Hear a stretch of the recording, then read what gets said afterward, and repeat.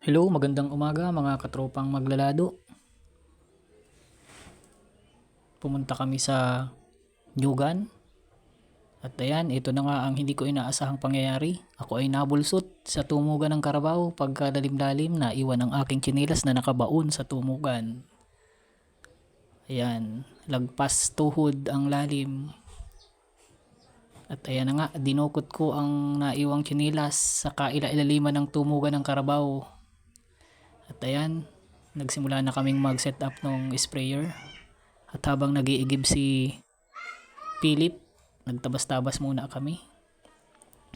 Ayan, tiningnan ko yung mga nakatanim na kalamansi kung maayos ang pagtubo. So ayan, medyo nakaka-recover na.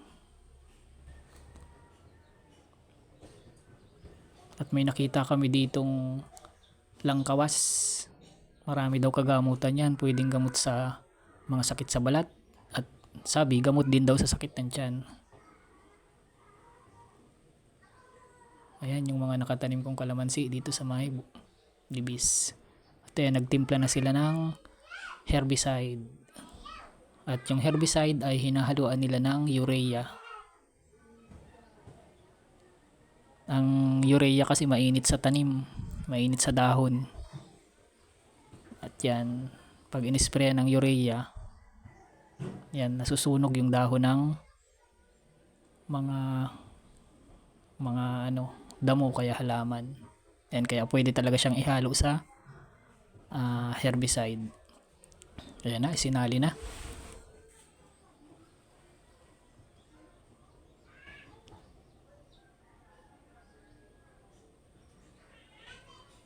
Tinunaw at isinalin.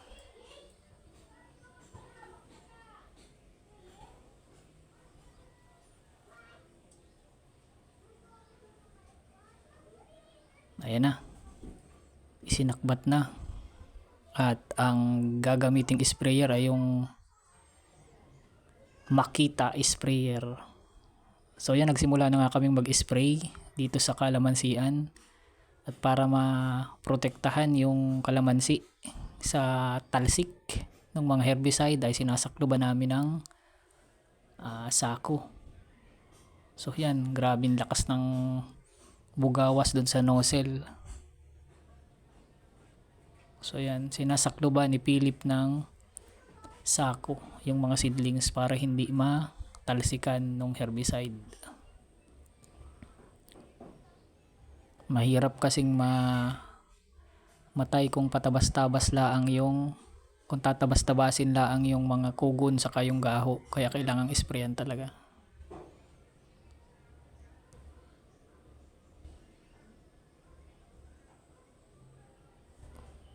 So ayan,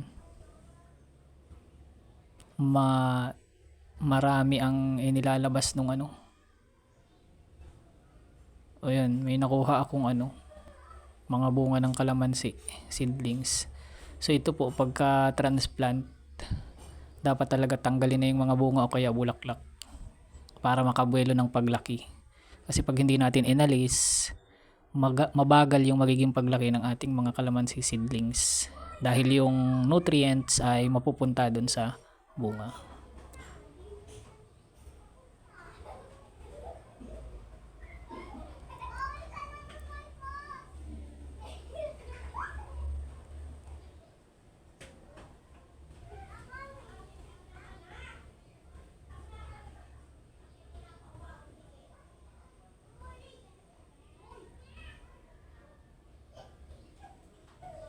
At ayan, nag-i-spray pa din. Nandun na kami sa mga puno ng lansones.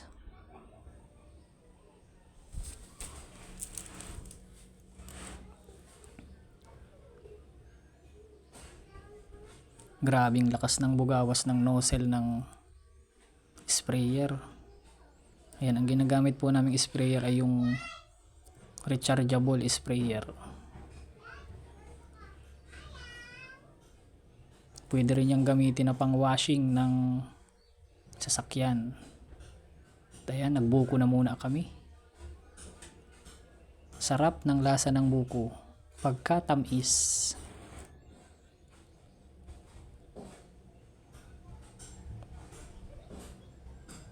So itinigil muna namin yung pag-spray dito sa kalamansian gawa ng baka maapektuhan yung mga seedlings. Kaya ang ginawa namin, doon na muna kami mag-i-spray sa danawan.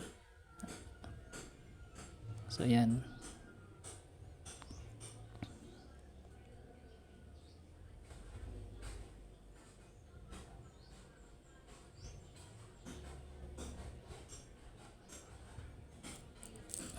So i-spray namin ng herbicide itong danawan para kung sakaling may makuha na tao na pwedeng makapagdanaw ay ipapadanaw, at kung wala naman ay tataniman ng gabi, gagawaing gabihan.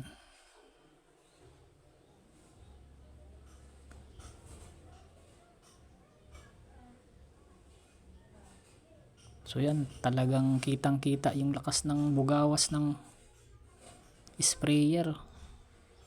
So yan, ito pong ibang parte ng danaw may mga tanim na yananyog. Yun namang isa, si Philip ay naglalagay ng mga plug. Yan po yung pananda para hindi talian ng karabaw. Ibig sabihin pag may nakalagay na plug na ganyan ay inisprayan ng herbicide. Ayan, dito kami kumukuha ng tubig na pang spray. Ayun na nga,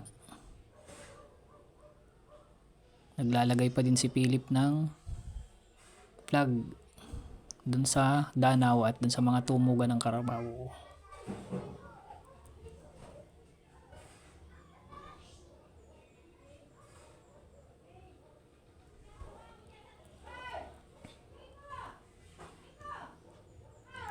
Ayun, nandun na si sa gitna, Ryan. Kahit nasa malayo, kitang kita talaga yung lakas ng bugawas, yung kupsit ng sprayer. Yan, ganyan po kalakas ang kupsit ng rechargeable sprayer.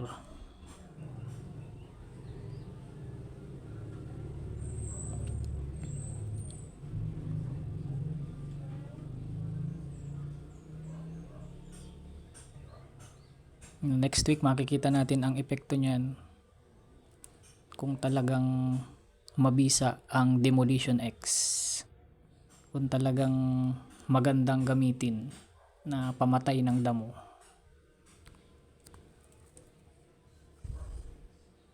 Ayan mga katropa, nalowbat na ang ating rechargeable sprayer, kaya itinabi na muna natin. Wala pang 2 oras, lowbat ka agad. Samantalang maghapon ko itong i-charge. At ayan na nga mga katropang maglalado, lilinisan ko na yung hose nung sprayer.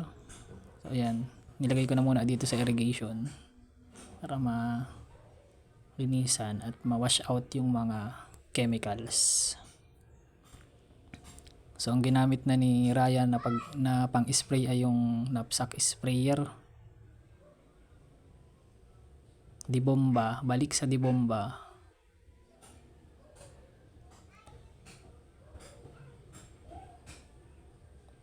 Mas maganda daw gamitin yung knapsack sprayer, matipid.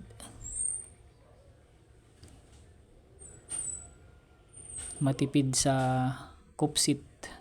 At ayun si Philip, naghahakot pa din ng mga plug na itutusok dun sa dulo ng danawan. Ayan, nagsasali na ng tubig. At ayan, nainip si Ryan. Dito na siya nagsalok sa mismong bugawasan para daw mabilis mapuno.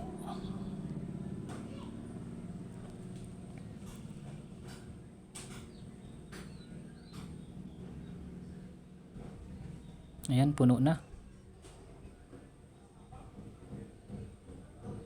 At nagtimpla na ng Demolition X.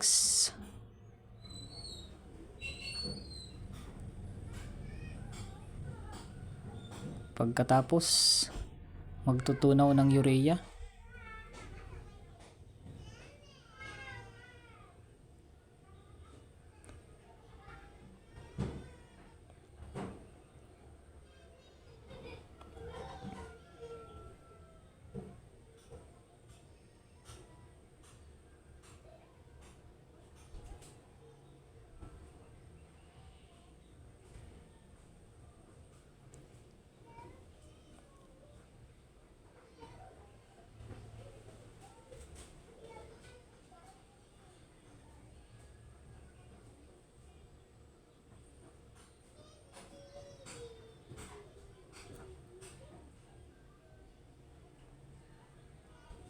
Yan mga katropang maglalado.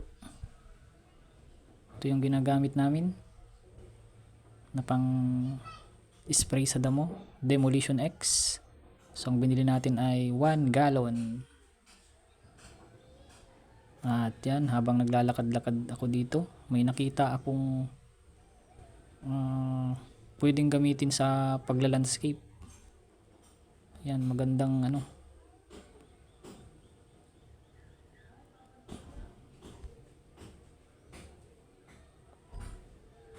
Yan, para pahinga muna.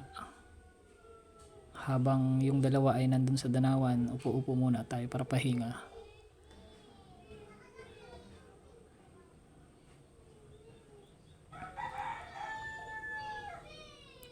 So yan, pag nandito ako sa Nyogan ay nakaka-relax talaga.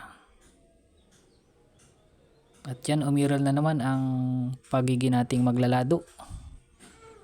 Naghanap-hanap tayo ng mga laglag na nyug. At yan, may nakuha akong isang piraso. Jackpot. May panggata na naman.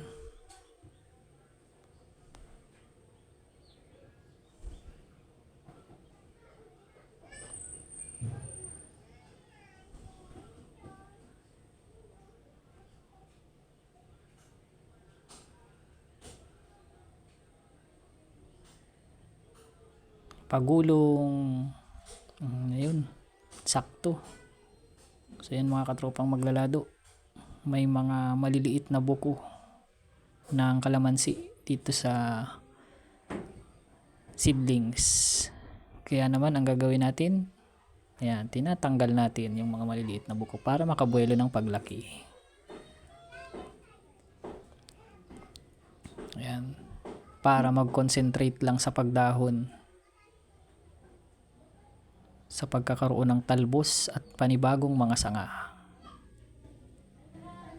At hindi mapunta sa bunga yung sustansya. Ayan mga katropang maglalado. Ganyan ang ginagawa. So may nakita ako ditong puno ng guyaba, no. Ipopruning ko. Nakubkob na kasi ito ng mga talahib saka ng gaho. Kaya ganito ang naging klase nito. Ayan mga katropang maglalado. So nag-uumpisa na din akong maglagay ng mga bunot sa puno. At yan yung ating mga tanim na saging. Kung mapapansin niyo ang pagkapapayat dahil yan ay nakubkob ng mga suob kabayo.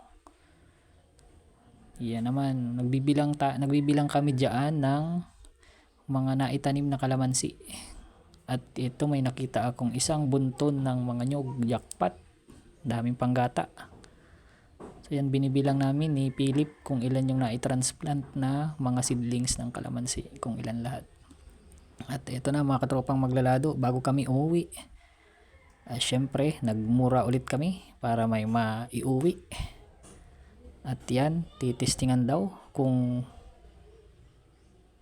pwede na, kung kasyanan, kung aklob o kung lukarin.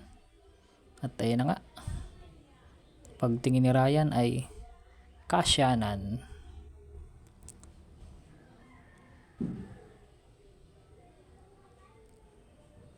Kaya naman kinawit niya pa yung iba. Kinuha muna ni Philip yung unang sinungkit, yung unang kinawit. At ayan na, kinawit na yung natitirang tatlo.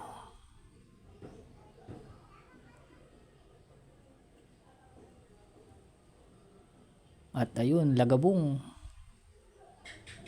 So ito na. Para daw hindi gaanong mabigat pag pasan ay tinanggal ang bunot.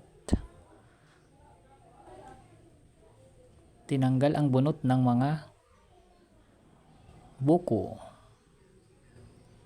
Ayan mga katropang maglalado, subscribe na kayo sa ating YouTube channel, Maglalado.